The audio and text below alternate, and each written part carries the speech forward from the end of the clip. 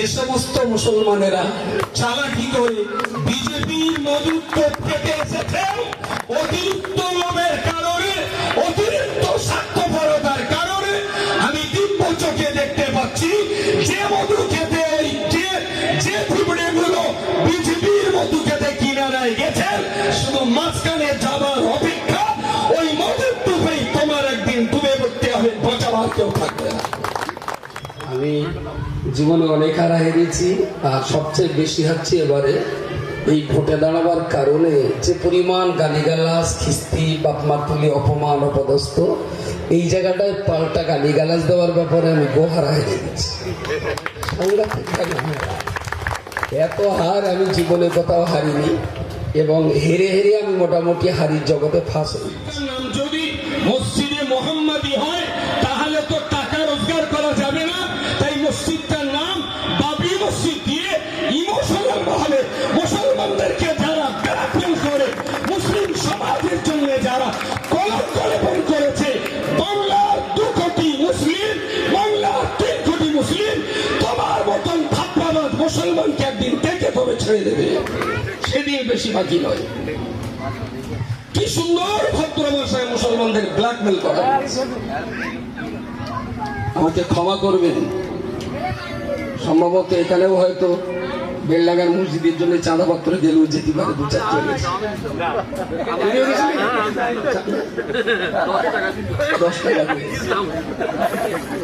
তাহলে এই ধরনের শিক্ষিত বুদ্ধিজীবী তাকেও যদি ব্ল্যাকমেল করতে পারে, তাহলে সাধারণ খেটে খাওয়া মানুষদের না জানি কি সর্বনাশ তারা করতে পারে।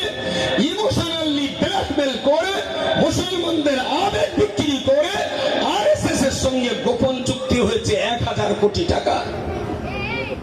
এই গোপন ভিডিও ফ্ল্যাশ হয়েছে 7-8 দিন, কিন্তু ভদ্রলোকের ওই মসজিদের যেদিন 6ই ডিসেম্বর 2025-এর 6ই ডিসেম্বর যেদিন উনি মসজিদের ভিত করছিলেন, আমি দেখেছিলাম ভিডিওটা, দেখি খুব কষ্ট হয়েছিল এইটা যে মানুষ এত আবেগপ্রবণ, মানুষ একবার অঙ্কের হিসাব মেলাবে না, মানুষ যুক্তি দিয়ে বাস্তবতাটা বুঝবে না, মানুষ যুক্তির বাইরে চলে যাবে, বাস্তবতার কোনো মূল্য থাকবে না। তখন মনে হলো, ওই ভিডিও দেখছিলাম লাইভ টেলিকাস্টে, বেলডাঙ্গার ইমাতা থেকে ওমাতা কয়েক কিলোমিটার রাস্তা জাম, 1000 বললে ভুল হবে, লক্ষাধিক মানুষের বিশাল ভিড়। তখনই আমার মনে তখন আমার পলিটিক্সের কোনো চিন্তাই নেই, এই সমস্ত ভাবনা চিন্তাই নেই তখন।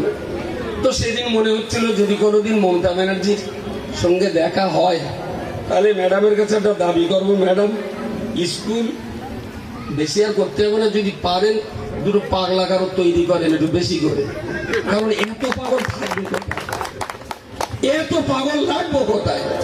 স্কুল টিস্কুল আর করতে হবে না, পাগলা কারো ঢুকছো। খুব অঙ্কটা কষে 2 থেকে 3 দিন আমি ভদ্রলোকের লাইফ হিস্ট্রিটা পড়লাম, ভদ্রলোকের জন্ম থেকে না এই পর্যন্ত ইতিহাসটা ভালো করে পড়ে নিলাম, এবং ওনার পার্সোনাল যে সিকিউরিটি তার সঙ্গে কথা বললাম, তার সঙ্গে বলে বুঝে ওদিকের ওর লাইফ হিস্ট্রি এবং এই ভদ্রলোকের পার্সোনাল সিকিউরিটির সঙ্গে কথা, আর সেই সঙ্গে আমার যুক্তি তর্ক আর বাস্তবতাটা নিয়ে সম্ভবত 3য় দিন ছোট করলাম। আমার অফিসের, আমার চারপাশের বন্ধু বান্ধব সবাই বলবে এর বিরুদ্ধে ছোট করলে না বিশাল গাল দেবে, বিরাট ছোট মোটা কথা বলবে, আপনার বাপ মারা গেছে, বাপকে আবার জ্যান্ত করে তুলে হয়তো কি করবে তার ঠিক নেই। ওরা আমার বাপকে আর মাকে যত নোংরা জায়গায় নিয়ে যাক, এই চূড়ান্ত সত্য কথা যদি আমি না বলি, আমাকে একদিন আল্লাহর কাছে জবাব দিতে হবে।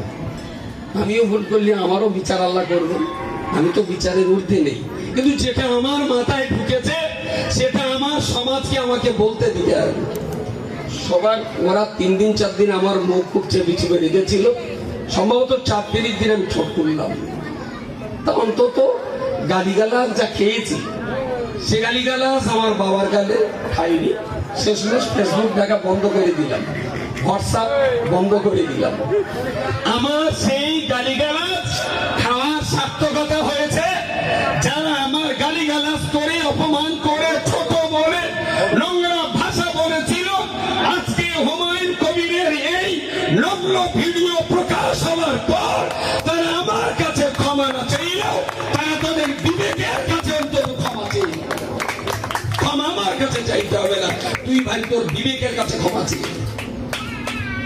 আজকে মানুষ হাড়ে হাড়ে বুঝতে পারছে। আমার মনে হলো যেইভাবে যদি যত বেশি চন্দ্র ছাড়া হবে তত আমাদের ক্ষতি হবে। তো আমার মতো একজন যদি এই জায়গায় এসে আমাকে দেখেও যদি 10টা মুসলমানও যদি এই 26টা দলে ঢুকে, আমি একবারও বলবো না এই দলে ঢুকলে কেউ জান্নাতের সার্টিফিকেট দিবে, কথা কেউ বলবে, মমতা ব্যানার্জি বলবে, অভিষেকজি বলবে, আমি বলবো না। কেউ আমাকে এই কথা বলেও এখানে আনে।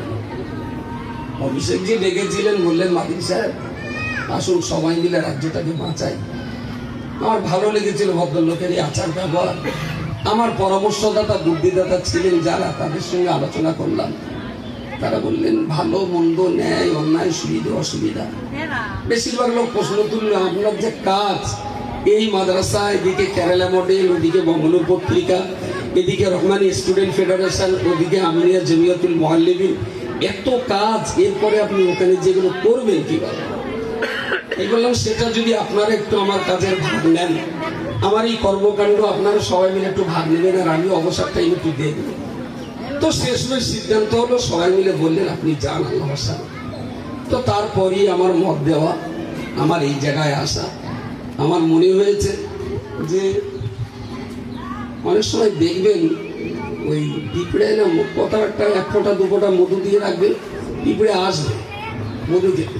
কিন্তু যে পিঁপড়েগুলো কানায় বসে মধু খায়, ওই 2 ফোঁটা মধুর কানায়, কানা বলে নাকি একদম কিনারায় সাইডে দাঁড়িয়ে একটু মধু খেলো, কিন্তু খেতে খেতে লোভ সামলাতে না পেরে যে পিঁপড়েগুলো মধুর টোপের আরো মাঝখানে যায়, যে মধু খেয়ে ও বাঁচে, ওই মধুর ডিব্বায় কিন্তু তার মরণ হয়।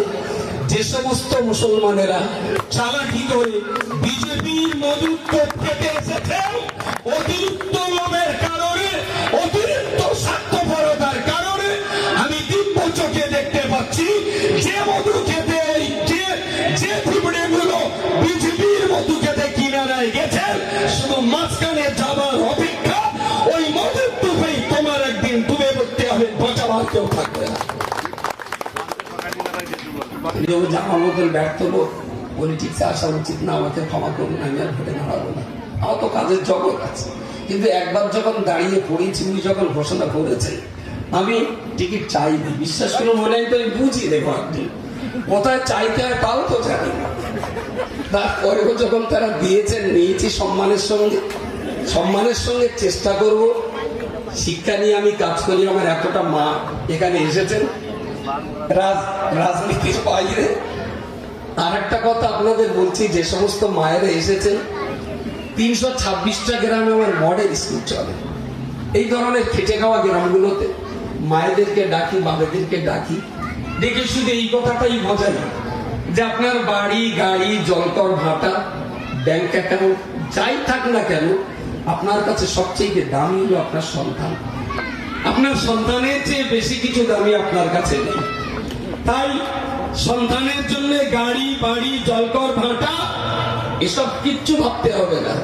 জীবনের শেষ রক্তের ফোঁটা দিয়ে বাচ্চা কাচ্চাগুলোকে লেখাপড়া শেখানো, আপনার প্রতি পড়াশুনো সম্ভব হবে, ভালো সম্ভব হবে যদি একটা মা দায়িত্ব নেন। আমি রাজনীতির বাইরে দাঁড়িয়ে মায়েদেরকে বলছি, দয়া করে সন্তানের লেখাপড়া শেখায় কোনো আপোষ করবেন না।